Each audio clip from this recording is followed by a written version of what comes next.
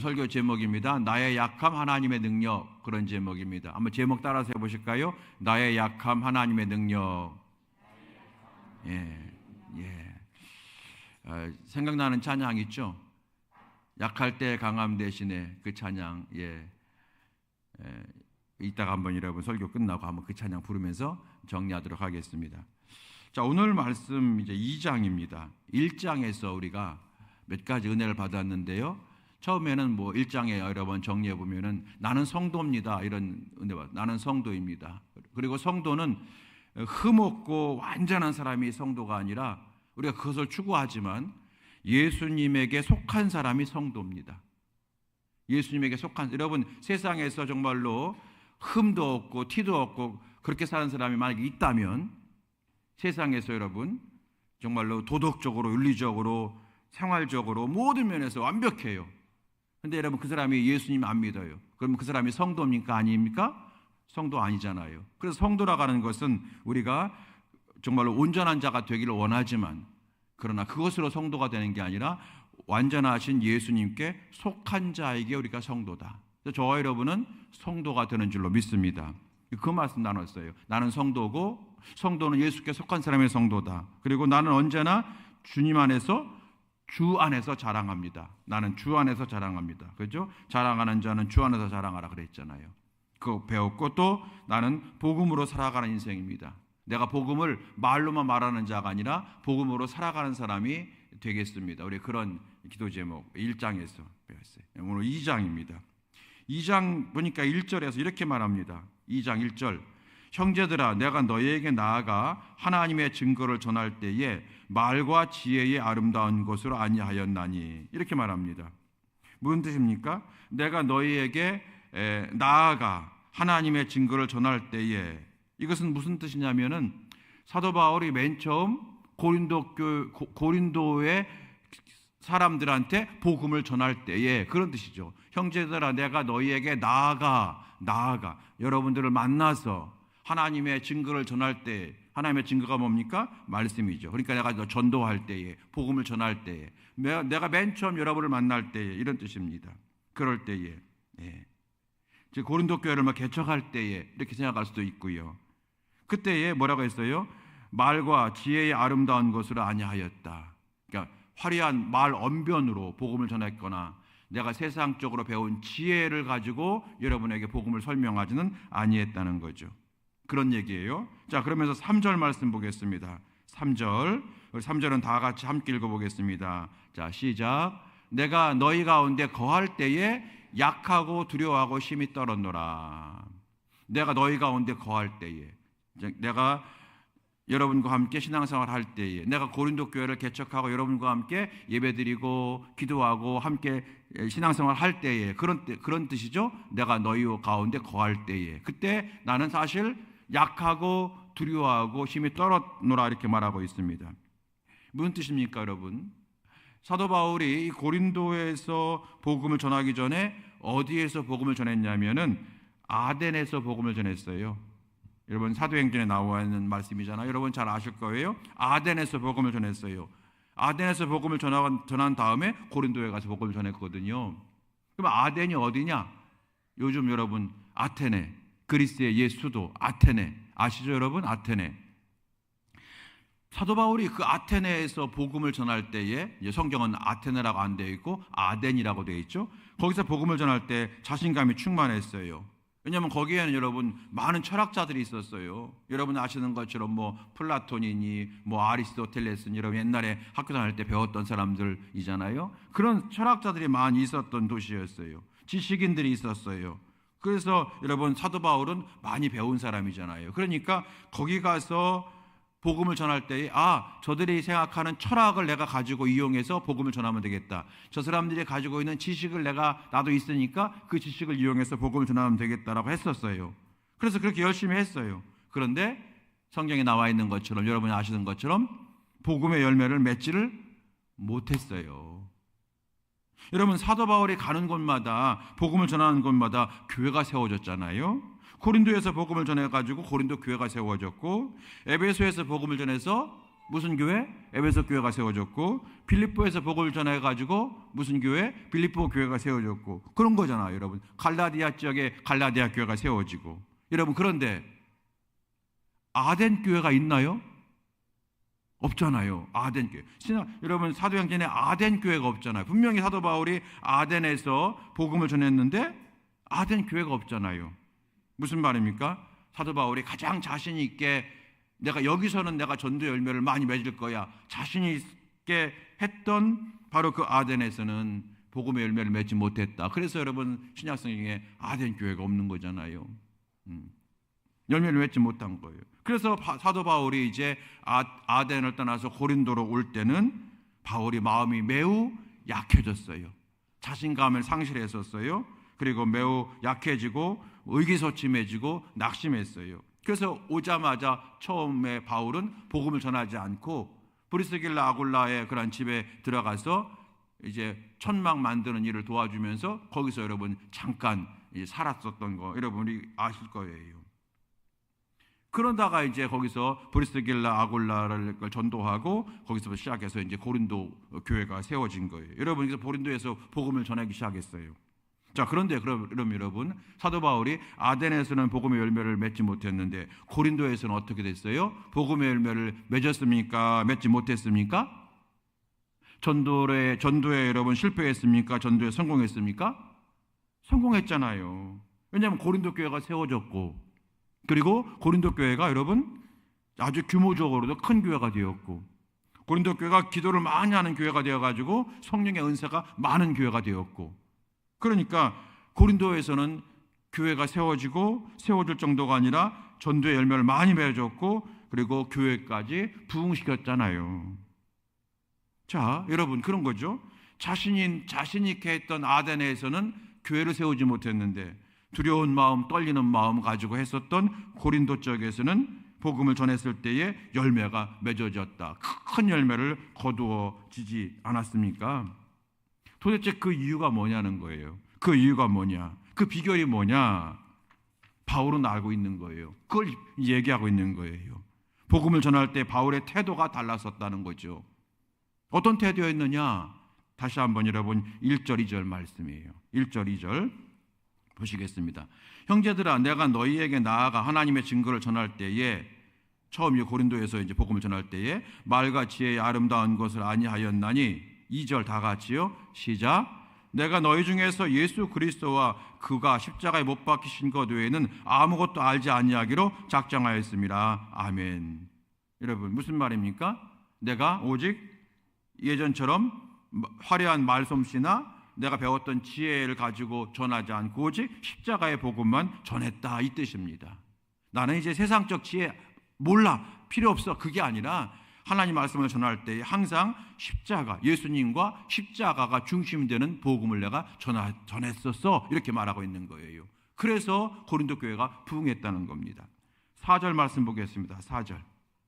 4절이요. 다 같이 시작. 내 말과 내 전도함이 설득력 있는 지혜의 말로 하지 아니하고 다만 성령의 나타나심과 능력으로 하여. 아멘. 같은 말이에요. 예수님의 십자가만 전했다. 그리고 나를 드러내지 아니하고, 즉 내가 가지고 있는 지식이라든지 나의 어떤 화려한 어떤 설득력 있는 어떤 말솜씨 이런 것을 내가 드러내지 아니하고, 나는 오직 성령님 나타나시옵소서, 성령님 능력을 부어주시옵소서, 성령님 역사해 주시옵소서, 바로 그런 믿음으로 고린도에서 복음을 전했더니 이렇게 아름다운 열매를 맺게 되었다라고 바울이 지금 간증하고 있는 거예요. 이 간증이 되어지는 겁니다. 여러분, 사도 바울의 이런 모습에서 우리가 적용할 수 있는 게 있어요. 교훈이 있잖아요. 뭡니까? 성도에게는 한 번의 실패가 영원한 실패는 아니라는 거잖아요. 사도 바울이 아덴에서는 분명히 실패했어요. 얼마나 실패에 낙심을 했냐면 정말로 소위 말하는 야반도주하는 식으로 고린도로 이제 몰래 숨어 들어갔고 거기서 자기가 사들어가는 것을 감추고 살았어요. 그 정도로 사도 바울은 실패했었어요. 그런데 거기서 바울이 이제부터는 내가 나 의지하지 아니하고 성령님 의지하리라, 이제부터 내가 십자가만 내가 바라보리라, 그렇게 성령님의 능력이 나타나기를 구하는 참 믿음의 성도가 되었더니 복된 열매를 맺게 되었잖아요. 그러니까 여러분, 사도 바울도 아덴에서는 실패했지만 고린도에서는 도리어 승리한 줄로 믿습니다. 우리도 똑같다는 거예요. 우리도 여러분, 신앙적인 면이나 사회적인 어떤 직장의 일이나 가정의 일이나 동일하게 우리가 한 번 실패했다고 해서 성도는 영원한 실패가 아니라는 거예요. 도리어 사도 바울이 아덴에서 실패 때문에 더 좋은 성도, 더 은혜로운 사도가 되었잖아요. 하나님만 의지하고 십자가만 의지하는 더 좋은 성도가 되었잖아요. 그런 것처럼 우리도 어떤 실패 가운데서 우리가 묶이는 자가 아니라 이 실패 속에서 우리는 도리어 하나님만 의지하는 더 좋은 성도로, 예전에도 기도했지만 더 많이 기도하고, 예전에도 말씀을 읽었지만 더 말씀 중심으로 살아가는 성도, 예전에도 성령 인도를 구했지만 이제는 철저하게 성령 인도를 구하는 성도로서 우리가 새롭게 올라가고 업그레이드되고, 그리고 여러분 새롭게 이제 올라가는 성령 인도함을 받는 성도들과 변화가 되어지더라는 거예요. 여러분, 이 믿음을 갖게 되길 주의 이름으로 축원합니다. 그 교훈이 있는 거잖아요. 사도 바울이 아덴에서 실패했다고 나는 자격이 없나 봐, 그러면서 여러분 옛날 일로, 옛날 직업으로 돌아갔더라면 여러분 이 이후에 고린도 교회는 아예 없는 거잖아요. 그런데 바울이 거기서 도리어 그 실패가 더 승리하는 비결로 삼았던 거죠. 이제는 내 능력 의지하지 아니하고 성령의 능력만 의지할 거야. 이제는 나를 드러내지 아니하고 하나님의 능력만이 나타나게 할 거야. 더 기도하고 더 전심으로 진심으로 주를 섬기고 교인들을 섬기고 목회했더니 놀라운 부흥의 역사가 일어났잖아요. 그래서 우리는 바울에게만 그런 것이 아니라 성도에게는 한 번의 실패가 영원한 실패는 아니다. 오늘 여러분 그 자신감, 영적 자신감을 회복하시고 그 믿음을 회복할 수 있게 되길 주의 이름으로 축원합니다. 오늘의 어려움이, 오늘의 고난이 도리어 내일의 영광이 될 것을 믿고, 여러분 그런 놀라운 은혜의 열매들이, 좋은 일들이 우리 성도들에게 많이 일어나게 되기를 예수님의 이름으로 축복합니다. 그리고 또 그런 일들이 우리 교회의 각각의 사역 속에, 각 부서 속에, 우리 교회 전체 속에 그런 일들이 많이 일어나게 되기를 소망하며 축원합니다. 오늘 그 교훈을 얻게 되는 거예요. 그래서 약할 때 강함 대신에, 내가 가장 약할 때 그때 도리어 하나님을 바라보니까 내가 강해지는 은혜를 받게 되고 하나님의 강한 역사가 나를 통해 드러나게 되어지더라는 거예요. 할렐루야. 자, 그러면 사도 바울은 왜 갑자기 고린도 교회 성도들에게 옛날 이야기를 해줄까요? 내가 처음 여러분을 만나서 고린도 교회를 개척했을 때 그때 내가 이렇게 했습니다라고 하는 옛날 이야기를 왜 바울이 교인들한테 얘기하고 있을까요? 처음 왔을 때 그걸 다시 한번 끄집어내서 왜 얘기하고 있을까요? 여러분, 고린도 전서 시작할 때 고린도 1장에 어떤 얘기 나왔어요? 여기에는 4개의 파가 있었다고 했잖아요. 무슨 파요? 고린도 교회에는 4개의 파가 있었어요. 우리 교회처럼 충성파, 절제파, 사랑파, 이렇게 얼마나 좋아. 그런데 여기는 바울파, 아볼로파, 또 무슨 파죠? 게바파, 게바는 이제 베드로파요. 게바파, 그다음에 그리스도파, 4개의 파가 있었잖아요. 사도 바울이 이 4개의 파가 나눠진 것은 어쨌든 간에 교만과 자기들 자랑 때문에 갈라진 거라고 얘기를 했어요. 여러분 기억나시죠? 교만과 자기 자랑. 그래서 바울이 자랑할 것이 많이 있지만 성도는 주 안에서 자랑해야 되는 거야 라고 말씀을 했다는 거잖아요. 사도 바울이 지금 자기의 간증을 얘기해 주면서 내가 처음에 여기 고린도에 왔을 때는 두렵고 떨리는 낙심했던 나였는데, 그런데 다시 주님의 은혜로 내가 정말로 성령 충만한 자가 되었다고 얘기를 하고, 그 비결이 뭐냐? 십자가를 바라봤기 때문이다. 성령의 능력이 나타나기만 내가 기도했기 때문이라고 얘기를 하면서 그 간증을 얘기해 주면서 지금 고린도 교회 교인들한테 여러분의 믿음이 나의 아덴에서의 모습과도 같다는 거예요. 언제부터인가 아덴에서 나도 그랬다는 거예요. 나를 드러내려고 하는 목적은 선교였지만, 그래서 그걸 내려놓고 내가 여러분과 처음 왔을 때처럼 십자가만 바라보고 성령의 능력만을 구하는 믿음을 회복하면 우리 모든 고린도 교회는 평안해질 것이며 다시 한번 성령 충만한 각양각색 은사가 나타나는 그러한 교회가 될 것입니다 라고 말하는 것이 오늘 바울이 말하는 이 목적이 되어지는 거예요. 이 말씀을 했던 목적이 거기에 있는 거예요. 갑자기 자기 간증을 얘기한 것이 바로 이 이유가 되는 겁니다.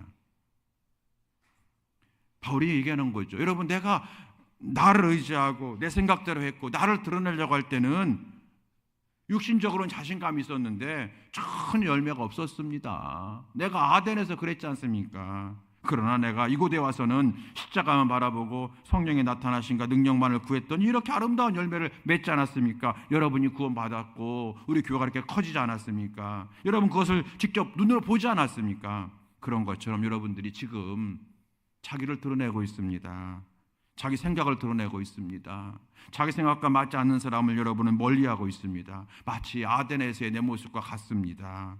그런 여러분들도 나와 같이 십자가 바라보는 신앙을 회복하셔야 됩니다. 오직 성령의 나타나심과 성령의 능력을 구하는 신앙을 회복하셔야 됩니다라고 지금 바울이 강하게 권면하고 강조하고 있는 거예요. 오늘 이게 여러분 2장의 그 내용입니다. 여러분 십자가를 바라보면 여러분 어떤 마음이 드십니까?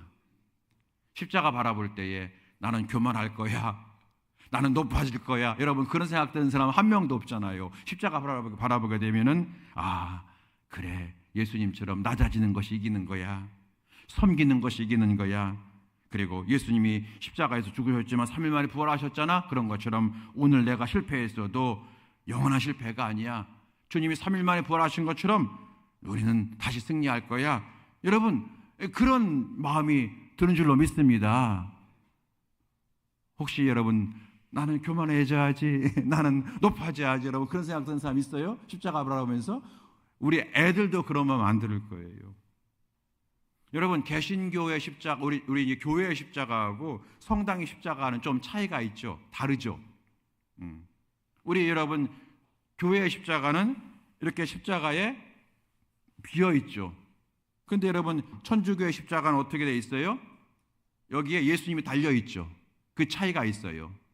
여러분 그렇죠? 잘 생각해 보세요. 천주교 십자가는 예수님이 달려 있어요. 그리고 우리 교회의 십자가는 예수님이 달려 있지 않아요. 그게 여러분 좀 차이가 있어요. 그렇다고 여러분이 뭐 천주교 십자가를 목걸이 했다고 해서 뭐 죄 짓는 건 아닙니다. 그러니까 오늘부터는 집에 가서 내 책상에 있는 십자가가 예수님이 달려있는 십자가인데 이게 천주교 십자가였어. 에이, 나 천주교인이 아닌데 이거 버려요. 이렇게 할 필요는 없어요, 여러분. 그렇게 할 필요는 없고 알면 됩니다. 왜 천주교 십자가는 예수님이 달려있느냐? 예수님의 고난을 더 중요하게 여기는 거예요. 고난받은 예수님, 그걸 중요하게 여기는 거죠. 그런데 우리 교회의 십자가는 예수님이 없어요. 왜냐하면 예수님이 뭐 하셨기 때문에. 고난 받으셨지만 뭐 하셨어요? 부활하셨잖아요. 그러니까 부활을 강조하는 거예요. 그런 차이가 있고요. 또 한 가지 뭐가 있냐면 천주교의 십자가는 예수님이 나를 위해서 이렇게 고난 받으셨네, 예수님 감사합니다, 예수님 감사합니다, 여기에 머무는 거예요. 예수님 감사합니다. 얼마나 아프셨을까, 예수님 감사합니다. 그런데 여러분 교회의 십자가는 뭐예요? 예수님이 십자가에서 죽으신 것처럼 나도 이제 십자가에 못 박아야 될 것이 있구나. 나의 교만을 못 받고, 나의 뜻을 못 받고, 나의 고집을 못 받고, 십자가에 그 더 깊은 의미가 있는 거예요. 우리끼리 하는 얘기지만 천주교 십자가가 수준이 높아요? 교회 십자가가 수준이 높아요? 교회 십자가가 수준이 높죠. 이게 종교개혁자들이 이렇게 새롭게 하나님의 뜻을 발견하게 되는 거예요. 여러분 고린도 교회 성도들은 지금 무엇을 못 받지 못했어요? 교만을 못 받지 못한 거잖아요. 자기의 뜻과 자기의 자랑을 못 받지 못하는 거잖아요. 그래서 바울이 뭐라고 말하는 거냐면 고린도 교회 교인들한테, 여러분 그렇게 못 받지 못하면 여러분은 어떤 사람이냐? 육체에 거하는 사람들입니다. 우리는 성령 안에 거해야 되는데 여러분은 육체에 거하는 사람들이 되고 있는 겁니다 라고 말하고 있는 겁니다. 그래서 오늘 여러분 6절 이하의 말씀 보게 되면은 그런 얘기 나오는 거예요. 세상의 지혜, 하나님의 지혜, 다음에 육신에 속한 사람, 성령에 거하는 사람, 이렇게 나눠가지고 계속 설명하는 거예요. 그게 여러분 어려운 것 같지만 사실은 간단한 거예요. 고린도 교회 여러분, 여러분이 지금 그렇게 자꾸 분열하고 싸우고 다투고 하면 여러분은 세상적 지혜에 가득 찬 사람입니다. 하나님의 지혜를 여러분 잃어버린 겁니다. 여러분들은 육체에 속한 사람입니다. 우리는 성령에 속한 사람이 되어야 되는 겁니다. 여기 성경은 뭐라고 되어 있냐면 신령한 자라고 되어 있는데 해석이 왜 그렇게 했느냐 몰라요. 확인해 보겠습니다, 여러분. 자, 6절 말씀 보십시오. 6절. 그러나 우리가 온전한 자들 중에서는 지혜를 말하노니 이는 이 세상의 지혜가 아니요 이 세상의 지혜를 얘기하는 거잖아요. 7절 말씀. 오직 은밀한 가운데는 하나님의 지혜를 말하는 것으로서. 자, 내용을 여러분 다음에 보시고요. 여기 보게 되면 이 세상의 지혜를 얘기하고 6절에서는 7절에서는 하나님의 지혜를 말하고 있는 거예요. 나눠져 있는 거예요. 그 다음에 여러분 14절 말씀 볼까요? 14절 전혀 어려운 내용이 아니에요. 14절 자 보겠습니다. 어떻게 시작해요? 육에 속한 사람은 그렇죠. 그러니까 육에 속한 사람이 있고요. 그 다음에 15절 말씀. 신령한 자는, 이 신령한 자는 원문 해석하게 되면 이게 영에 속한 자, 성령에 속한 자 이건데 신령한 자라고 한 거예요. 사실은 여기 15절에 신령한 자라고 하지 아니하고 성령에 속한 자는 그럼 우리가 더 확실히 깨닫게 되어지는데, 그래서 나눠 놓은 거예요 지금 바울이. 그래서 세상의 지혜에 묶이지 말고 하나님의 지혜를 구하십시오. 육신에 속한 자가 되지 말고 성령에 속한 자가 되십시오라고 말하고 있는 거예요. 여러분들이 예전에는 하나님의 지혜에 있었습니다. 예전에는 여러분이 성령에 속한 사람이 있었는데 언제부터인가 여러분께서 세상의 지혜에 속한 자가 되고 그 다음에 육에 속한 사람이 되어버렸어요. 그 증거가 뭐냐? 여러분이 지금 아볼로파, 게바파, 바울파, 그리스도파 나눠진 것이 그 지금 증거입니다라고 얘기하고 있는 거예요. 이해되시겠습니까, 여러분? 사도 바울은요 되게 논리적인 사람이에요. A는 B고 B는 C고 C는 D다 딱딱딱 나가는 사람이 바울이에요. 너무 우리가 로마서 같은 거 읽다 보게 되면은 이렇게까지 철저하게 설명할 필요가 있나 할 정도로 그런 사람입니다. 자, 여러분, 그러면서 이제 예수님 이야기 잠깐 하는데요. 6절에 세상의 지혜로 살아가는 사람도 있다고 그랬잖아요. 그죠? 6절에서. 그러면 세상의 지혜로 살아가는 사람들의 결과가 뭐냐면 8절이에요. 8절. 자, 이 지혜는 즉 세상적 지혜는 자, 8절. 이 지혜는 이 세대의 통치자들이 한 사람도 알지 못하였느니 만일 알았더라면 영광의 주를 십자가에 못 박지 아니하였으리라. 무슨 말입니까? 세상에 그렇게 지혜에 묶여 있다 보니까 예수님이 이 땅에 오셨을 때 예수님을 알아보지 못하더라는 거예요. 알아보지 못할 정도가 아니라 예수님을 십자가에 못 박는 죄를 범했다는 거예요. 그러니까 세상의 지혜가 똑똑한 것 같지만 그 지혜는 어떤 지혜냐? 예수님을 못 박는 열매를 거둔다는 거예요. 이해되시겠어요, 여러분? 그런 얘기를 하는 겁니다. 반대로 하나님의 지혜를 가진 자, 영에 속한 자는 어떤 열매를 맺는가? 9절 말씀 보세요. 9절은 이제 하나님의 영에 속한 자예요. 자, 기록된 바 하나님이 자기를 사랑하는 자들 위하여 예비하신 모든 것을 눈으로 보지 못하고 귀로 듣지 못하고 사람의 마음으로 생각하지 못하였다함과 같으니라. 무슨 말이냐면 겉으로 볼 때는 세상적 지혜를 가진 자들은요 하나님이 예비하신 것을 눈으로 보지 못하고 귀로 듣지도 못하고 마음으로 생각하지도 못해요. 세상적 지혜를 가진 자들은. 그런데 바꿔봅니다. 하나님의 지혜를 가진 자들은 바꿔 생각하시면 돼요.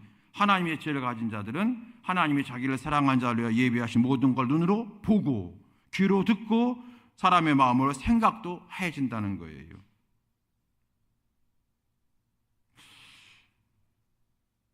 그리고 세상 하나님의 모든 일을 알게 되는 거예요. 자, 여러분이 조금 어렵다 하는 표정이 한 두 분 계신 것 같아서 자, 14절 말씀 보시죠. 14절. 육에 속한 사람 바꿔 말하면 세상적 지혜에 있는 사람들은 육에 속한 사람들은 하나님의 성령의 일들을 받지 아니하나니 이는 그것들이 그에게는 어리석게 보임이요 또한 또 그는 그것들을 알 수도 없나니 그러한 일은 영적으로 분별되기 때문이라. 자, 바꿔 말합시다. 그럼 영에 속한 사람은 어떻게 돼요? 하나님의 성령의 일을 받게 돼요. 이는 그것들이 어리석게 보이는 것이 아니라 능력으로 보이게 되는 거죠. 이해되시겠죠? 예, 그렇게 변하게 되는 거예요. 16절 말씀 볼까요? 16절 읽어보겠습니다. 16절, 자 시작. 누가 주의 마음을 알아서 주를 가르치겠느냐? 그러나 우리가 그리스도의 마음을 가졌느니라. 이게 무슨 뜻일까요? 바울이 자기는 그리스도의 마음을 가졌다고 지금 자랑하는 건가? 그 얘기가 아니라 누가 주의 마음을 알아서 주를 가르치겠느냐? 세상적 지혜를 가진 사람들은 주의 마음을 모른다는 거예요. 그러나 우리는 그리스도의 마음을 알아요. 바울이 말합니다. 나와 여러분은 그리스도의 마음을 압니다. 왜요? 우리는 세상적 지혜가 아니라 하나님의 지혜를 갖고 있기 때문에, 우리는 육에 속한 자가 아니라 영에 속한 자이기 때문에 하나님의 마음을 우리는 알 뿐더러 가지고 있습니다. 그 얘기하는 거예요. 그러니까 요거 16절은 사도 바울이 자기 자신이 나는 하나님의 마음을 아는 자입니다 라고 자랑하는 것이 아니라 우리 교인들은 다 영에 속한 자가 되었기 때문에 하나님의 마음을 알고 있습니다. 하나님이 무엇을 좋아하시는지, 그리스도께서 어떤 사람을 축복하시는지, 그리스도께서 어떤 사람들의 기도를 들으시는지 그리스도의 마음을 우리는 다 알고 있습니다. 알고 있을 정도가 아니라 가지고 있습니다 라고 말하고 있는 겁니다. 하나만 더 하고 마칠게요. 좀 어렵죠 여러분? 같은 말인데, 같은 사도 바울은요 쉬운 거를 되게 어렵게 설명하는 은사가 있으셨나 봐요. 자 12절 말씀 보겠습니다. 12절 다 같이 읽어봐요. 시작. 우리가 세상의 영을 받지 아니하고 오직 하나님으로부터 온 영을 받았으니 이는 우리로 하여금 하나님께서 우리에게 은혜를 주신 것을 알게 하려 하심이라. 아멘. 이 부분은 쉽죠. 우리가 세상의 영 받지 아니하고 하나님으로부터 온 영이죠. 우리가 성령에 속한 자가 된 줄로 믿습니다. 성령에 속한 자가 되었기 때문에 그 다음 뭐라고 했어요? 우리로 하여금 하나님이 우리에게 은혜를 주신 것을 우리가 알아요. 여러분, 하나님께서 내게 주신 은혜를 우리는 다 알고 있잖아요. 왜요? 우리는 육에 속한 자가 아니라 성령에 속한 자가 되었기 때문에 그래요. 우리 아는 거예요.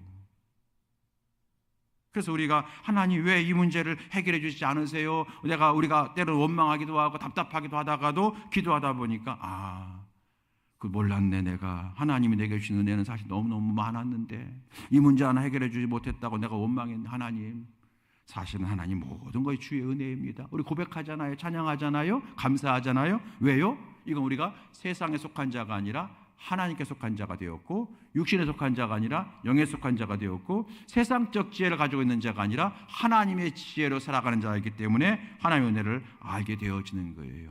여러분, 우리가 영에 속한 자라고 하는 것은요, 이렇게 방언으로 기도하고 또 예언도 하고, 그리고 어떤 병 고치는 은사도 있고, 그래서 영에 속한 자가 되는 것이 아니라 오늘 말씀처럼 하나님의 은혜를 내가 알게 되고, 하나님의 마음이 어떤 마음이 내가 알고, 그리고 하나님을 내가 눈으로 보는 것 같이 내가 믿고, 말씀하시는 것이 내가 들려지고, 그리고 하나님의 모든 말씀들이 어리석어 보이는 것이 아니라 은혜로 느껴지고 보여지는 것, 바로 이런 사람이 여러분 어떤 사람이라고요? 성령에 속한 사람, 신령한 사람인 줄로 믿습니다. 그래서 저와 여러분은 신령한 자가 된 거예요. 할렐루야. 오늘 바울이 여러분 왜 갑자기 이 이야기를 하느냐? 고린도 교회 교인들이요, 여러분들이 내가 처음 여러분과 신앙생활할 때 여러분은 하나님의 지혜에 속한 사람들이었습니다. 여러분은 육에 속한 자가 아니라 성령에 속한 자였었습니다.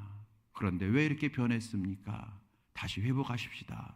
다시 십자가만 바라보고 다시 성령의 나타나심과 능력을 구하는 그런 자로 다시 회복하십시다. 여러분, 이렇게 바울이 지금 고민하고 있는 겁니다. 이제 말씀을 마쳐요.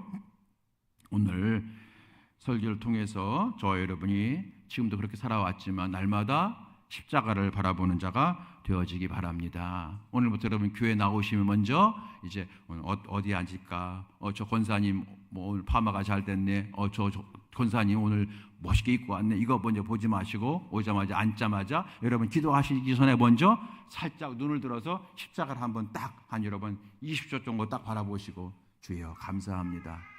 내가 저기에 못 박혀야 되는데 주님이 못 박혀 주셨습니다. 여러분 그런 마음을 가지고, 주여 혹시 내가 여기 못 박지 않은 것이 있습니까? 나의 성격, 나의 교만이 있습니까?